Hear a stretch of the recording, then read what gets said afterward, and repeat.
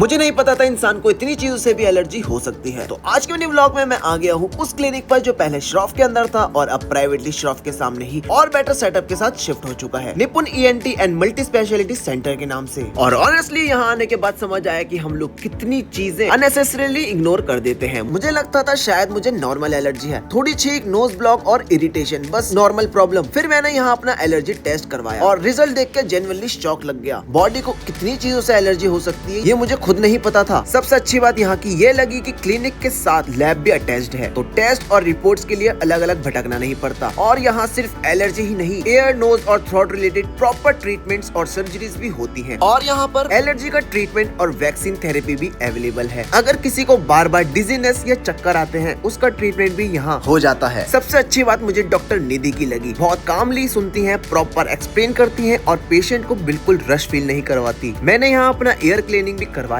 और ऑनेस्टली काफी सेटिस्फाइंग था। और serious cases including mouth cancer treatment तक की फैसिलिटीज यहाँ अवेलेबल है। साथ ही इंश्योरेंस सपोर्ट भी अवेलेबल है। कई बार हमारी बॉडी सिम्टम्स के थ्रू सिग्नल देती रहती है, बस हम ही उन्हें इग्नोर कर देते हैं। तो अगर आप भी सेम इश्यूज फेस कर रहे हो तो एक बार प्रॉपर चेकअप जरूर करवाना। आजकल इतने प्रदूषण से और पोल्यूशन से हर कोई लगातार छींकता रहता है, नाक बंद रहती है। ये सब चीजें न केवल नाक के लिए और छाती के लिए बट कान और गले के लिए भी खराब है। लगातार जुकाम रहने से कान के अंदर भारीपन आ सकता है और यही भारीपन आगे बधिरता की तरफ आपको ले जा सकता है। एलर्जी को टाइमली तरीके से ट्रीट करने में आप सबकी भलाई है। यदि आपको लगे कि कान में शोर आ रहा है या लगे कम सुनाई दे रहा है तो तुरंत एक ईएनटी स्पेशलिस्ट को दिखाएं। कई बार ये सब चीजें लगातार हेडफोन लगाने से भी हो सकती हैं। आजकल बहुत यंग एज में बहुत से लोग हियरिंग प्रॉब्लम्स और जिसको हम टिनाइटस कहते हैं, कान में शोर बजने की प्रॉब्लम्स लेकर आ रहे हैं। इन सब चीजों का ध्यान रखें। हेडफोन्स को धीरे